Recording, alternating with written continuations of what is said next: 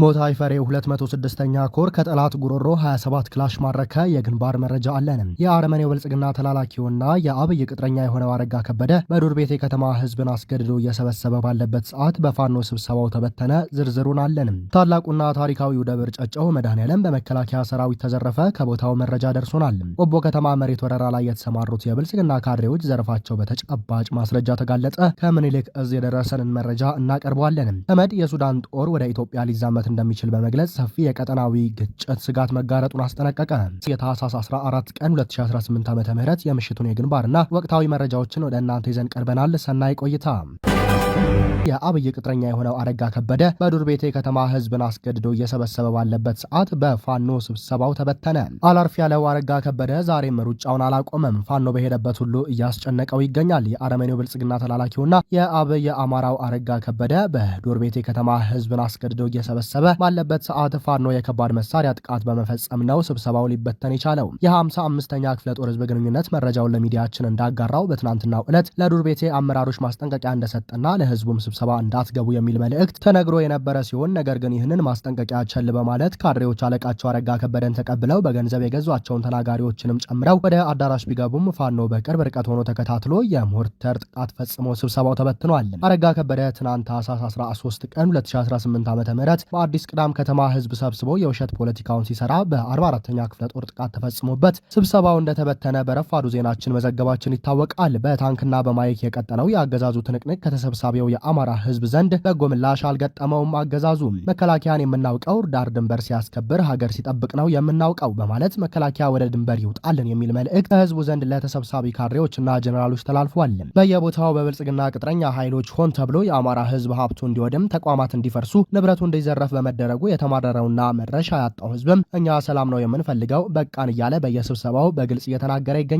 ፋኖም በታንክ ያላሸነፍከኝ በማይክ አታሸንፈኝም አትልፋ እያለ ነው እየተከታተለም ጥቃት እየፈጸመ ይገኛል። እዚህ ጋር በተያያዘ ጥብቅ ማሳሰቢያ ለመርአዊ ከተማ ነዋሪዎች ከአፋብሃ ምዕራብ አማራ ቀጠና ቴዎድሮስ እዝ 102ኛ ኮር 22ኛ ክፍለ ጦር የተላለፈ መመሪያ ለሚዲያችን ደርሷል።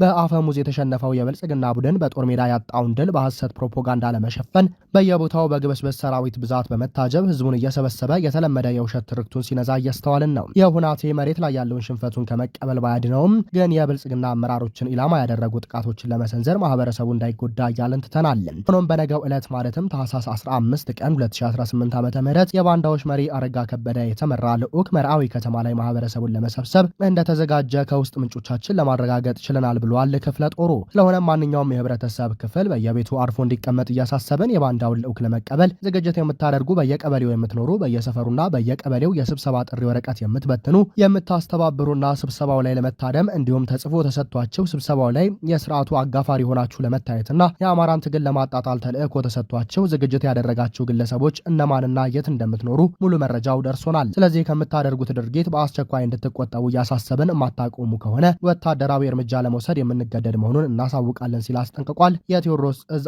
102ኛ ኮር 22ኛ ክፍለ ጦርም ሞታይ ፈሬው 206ኛ ኮር ከጠላት ጉሮሮ 27 ክላሽ ማረከ። የአፋብሃ ቴዎድሮስ እዝ ሞታይ ፈሬው 206ኛ ኮር በተለያዩ ግንባሮች በዛሬው ዕለት ባደረገው ተጋድሎ እጅግ አስደናቂ በሆነ ትንቅንቅ ከጠላት ጉሮሮ 27 ክላሽ መማረኩን መለስ ሚዲያ ከኮሩ አረጋግጧል። በራሱ ፍላጎት እየተክለፈለፈ ከአምበር ከተማ በመነሳት ወደ ጃማ ከተማ በማቅናት ጥቃት ለማድረስ የተንቀሳቀሰው የጠላት ኃይል ላይ 206ኛ ኮር 34ኛ ክፍለ ጦር ቃኝና መሐንዲስና ደጃች ተግላጓሉ ሻለቃ በፈጸሙት የማጥቃት ውጊያ ጠላትን ከምድር ደባልቀው 27 ክላሽ በርካታ ካዝና የደረት ትጥቅና ልዩ ልዩ ወታደራዊ ቁሳቁስ ማርከዋል ነው የተባለው። ከጠዋቱ 3 ሰዓት እስከ ቀትር 6 ሰዓት በወሰደው ጠንካራ ውጊያ ጠላትን ያጋደሙት የ206ኛ ኮር አሃዶች ከ45 በላይ ጠላት የደመሰሱ ሲሆን ከ22 በላይ የጠላት ኃይል ከባድ ቁስለኛ ሆነዋል።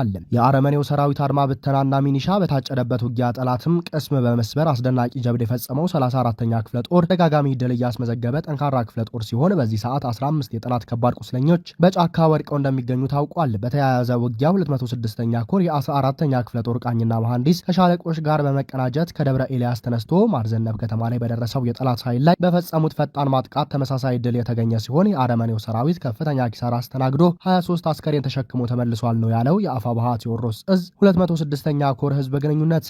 ይህ በእንዲህ ታላቁና ታሪካዊው ደብር ጨጨሆ መድኃኔዓለም በመከላከያ ሰራዊት ተዘረፈ። በደቡብ ጎንደር ሀገረ ስብከት በላይ ጋይንት ወረዳ የፈለገ ፀሐይ በቅሎ አገዝ ጨጨሆ መድኃኔዓለም ቤተክርስቲያን ዝግ የሆነው ሙዳየ ምጽዋት በመከላከያ ሰራዊት ዘረፋ እንደተፈጸመ ተሰምቷል። ነፍሰ ጡር እናቶችንና ህጻናትን በአሰቃቂ ሁኔታ መግደል፣ የ8ና የ9 ዓመት ታዳጊ ልጆችን ሳይቀር ሴቶችን በደቡብ መድፈር፣ አዝመራ ማውደም ልዩ መገለጫው የሆነው መከላከያ ሰራዊቱ ከደቡብ ጎንደር ዞን ካቢኔዎች ጋር በጋራ በመሆን በታላቁና በታሪካዊው ደብር ጨጨሆ መድኃኔዓለም ቤተክርስቲያን ላይ ፍተሻ በሚል ሰበብ ተጓዥ መንገደኞች ለደብሩ የሚሰጡትን ምጽዋት ጨምሮ በዝግ ሙዳየ ምጽዋት የተቀመጠን ገንዘብና ሌሎች የቤተክርስቲያኗን ሀብት መዝረፉን የዓይን እማኞች ገልጸዋል። ወታደሮቹ ከሙዳየ ምጽዋት በተጨማሪ የቤተክርስቲያኗን ታሪካዊ ቅርሶችም ዘርፈው መውሰዳቸው ነው የታወቀው። በ5ኛው ክፍለ ዘመን እንደተመሰረተች የሚነገርላት ቤተክርስቲያኗ ከ2 ዓመታት በፊት አገዛዙ ከህወሓት ጋር ባደረገው ጦርነት የመድፍ ጥቃት ተፈጽሞባት የነበረ ሲሆን አሁን ደግሞ በመከላከያ ሰራዊቱና በዞኑ ካድሬዎች የተቀናጀ የዘረፋ ጥቃት ተፈጽሞባታል። የቀድሞ ነገስታቶች በስጦታና በእጅ መንሻነት ለቤተ ክርስቲያናት የሰጡትን የወርቅና ሌሎች ውድ ስጦታዎችን ቤተ ክርስቲያኗ እስከዛሬ ጠብቃ የቆየች ሲሆን እነዚህን ውድ ስጦታዎች በአገዛዙ ወታደራዊ አዛዦች እየተመዘበሩ በዓለም አቀፍ ገበያ ላይ መቅረባቸው ሲዘገብ መቆየቱ ይታወቃል።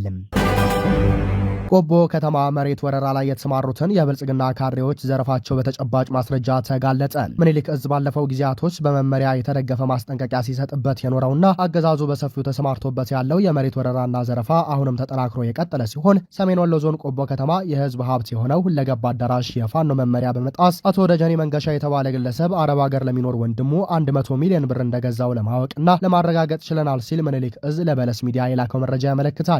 አዳራሹ የተሸጠበት የገንዘብ መጠን ከፍ ያለ መሆኑን ውስጥ አዋቂዎች የገለጹ ቢሆንም ይፋ ከሆነው ከዚህ 100 ሚሊዮን ብር ገንዘብ ውስጥ 80 ሚሊዮን ብሩን ገቢዎችና ሌሎች ቢሮዎች የሚያውቁት ሲሆን 20 ሚሊዮን ብሩ በየደረጃው ላሉ የብልጽግና ካድሬዎች ለደላላ የተሰጠ ገንዘብ ነው። መጠኑ ያልተገለጸ ገንዘብ በየደረጃው ላሉ የመከላከያ አመራሮች እንደተሰጠ ለማወቅ ችለናል ነው ያለው እዙ። ቆቦ ከተማን ጨምሮ በራያ ቆቦ ህዝብ ሀብት እንደተገነባና በደርግ ዘመን ውድቀት ተጀምሮ በኢህአዴግ ዘመን መባቻ 1984 ዓ.ም እንደተጠናቀቀና አገልግሎት እንደጀመረ የሚነገረው ቆቦ ከተማ ሁለገብ አዳራሽ ዛሬ ላይ የፋሽስቱ ብልጽግና አገዛዝ የአማራን ህዝብ በአማራ ህዝብ ሀብት በሚል መርህ መሰረት መሬት ሽጦ በሚገዛው ጦር መሳሪያና ተተኳሽ ዘር ማጥፋት እየተፈጸመ ላለው ፋሽስታዊ አገዛዝ መጠቀሚያ ሆኗል። በዚህም ፋሽስቱ የብልጽግና አገዛዝ በፋኖ ትግል ተንኮታክቶ የገንዘብ አቅሙም ሊጠገም በማይችል ሁኔታ የወደቀ ሲሆን ይህንን የገንዘብ ችግሩን ለመፍታት በሁሉም የአማራ ክልል አካባቢዎች ላይ የመሬት ወረራና ዘረፋ እየፈጸመ በህገ ወጥ ጨረታና በሌሎች መንገዶች እየሸጠ ይገኛል። ከዚህ ጋር ተያይዞም በለስ ሚዲያ ከምኒልክ እዝ እንዳረጋገጠው የህዝብ ሀብት የሆነው ቆቦ ሁለገብ አዳራሽን ሸጠው ገንዘብ የተከፋፈሉና በሰውና በሰነድ ማስረጃ የተረጋገጠባቸው የቆቦ ከተማና የሰሜን ወሎ ዞን አመራሮች የሰሩት ዘረፋ ይፋ ሆኗል። በዚህም ለከድር ሙስጠፋ የሰሜን ወሎ ዞን ብልጽግና ኃላፊ 1 ሚሊዮን ብር፣ ከሻምበል እንዳየነው 1 ሚሊዮን ብር የተላለፈለት የባንክ ደረሰኝ በማስረጃነት ተይዟል። ለአቶ ኃይላ ወንድሙ የቆቦ ከተማ አስተዳደር ከንቲባ 6 ሚሊዮን ብር፣ ከንጉስ አያሌው ጌታሁን 2.5 ሚሊዮን ብርና ጢፋኖስ እምሩ ዘለቀ በተባለ ግለሰብ 2.5 ሚሊዮን እና 1 ሚሊዮን በድምሩ 3.5 ሚሊዮን ብር የተላለፈለት የባንክ ደረሰኝ በማስረጃነት ተይዟል። ለአቶ ይርጋ ወዳጆ የቆቦ ከተማ አስተዳደር አገልግሎት ጽህፈት ቤት ኃላፊ 6 ሚሊዮን 200 ሺህ ብር፣ ከሙሉ ታከለ ገብረስላሴ 5.3 ሚሊዮን ብርና መቅደስ መለሰ ይመር ከተባለች ግለሰብ 900 ሺህ ብር የተላለፈበት የባንክ ደረሰኞች በማስረጃነት ተይዘዋል። ለዶክተር ኢያሱ ወዳጆ የቆቦ ከተማ አስተዳደር መሬት አስተዳደር ጽህፈት ቤት ኃላፊ 1 ሚሊዮን ብር፣ ከመሳይነሽ ደጀን የተገኘ 1 ሚሊዮን ብር የተላለፈበት የባንክ ደረሰኝ ማስረጃነት ተይዟል። ለአቶ አበበ ይመር የቆቦ ከተማ አስተዳደር ብልጽግና ጽህፈት ቤት ኃላፊ 200 ሺህ ብር በግል አካውንቱ በስሙ የተላለፈለት የባንክ ደረሰኝ በማስረጃነት ተይዟል። ለአቶ ሙለታ መሐመድ የቆቦ ከተማ አስተዳደር መሰረተ ልማት ጽህፈት ቤት የመሬት ልማት ባንክ ቡድን መሪ 150 ሺህ ብር በግል አካውንቱ በስሙ የተላለፈበት የባንክ ደረሰኝ በማስረጃነት ተይዟል። ለአቶ ኃይለ ማርያም አትክልት የቆቦ ከተማ አስተዳደር አገልግሎት ጽህፈት ቤት ምክትል ኃላፊ 100 ሺህ ብር፣ የዳሰረ ፈንታው መንገሻ 100 ሺህ ብር የተላለፈበት የባንክ ደረሰኝ በማስረጃነት ተይዟል። ቦታውን ያሻሻጠው ደላላ ወይም ግለሰብ 5 ሚሊዮን 350 ሺህ ብር ገቢ የተደረገለት ሲሆን በአጠቃላይ ለፋሽስቱ አገዛዝ ብልጽግና ካድሬዎች 14 ሚሊዮን 650 ሺህ ብር የተሰጠ ሲሆን 5 ሚሊዮን 350 ሺህ ብር የህዝብን ሀብት ደላላ ሆኖ ላሻሻጠው ግለሰብ የተሰጠ ገንዘብ ነው ሲል የገለጸው ምኒልክ እዝ ነው።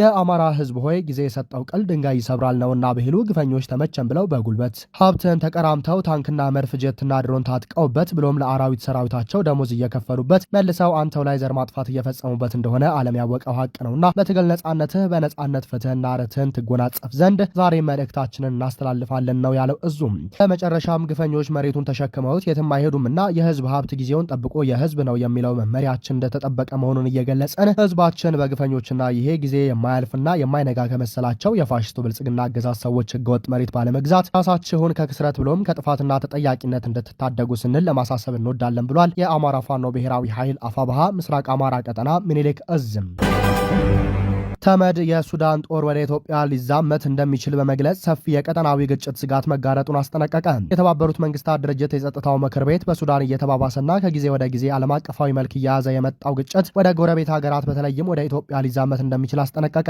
ይህም ሊሆን የሚችለው ውጊያው እየበረታ የጦር መሳሪያዎች ስርጭት እየጨመረና ታጣቂ ቡድኖች ባልተጠበቁ ድንበሮች በኩል እየተንቀሳቀሱ በመሆናቸው ነው ብሏል። ለጸጥታው ምክር ቤት ገለጻ ያደረገው የፖለቲካና ሰላም ግንባታ ጉዳዮች ረዳት ዋና ጸሐፊ ካሊድ ሃሪ ጦርነቱ በቅርቡ ወደ ሱዳን የኮርዶፋን ግዛት አቅጣጫ መዞሩን ገልጸዋል።